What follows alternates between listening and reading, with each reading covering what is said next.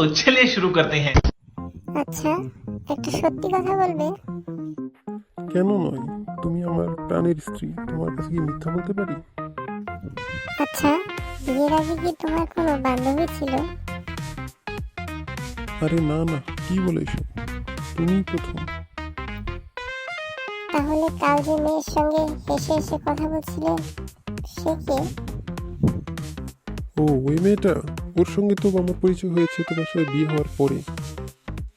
खत्म, bye bye, tata, goodbye, गया। কি ব্যাপার বন্ধু? মাত্র 2টি লটারির টিকিট কিনলি, এর মধ্যে থেকে একটা লটারি লেগেও গেল, এরপরে তোর মন খারাপ? কি ব্যাপার, কি হয়েছে?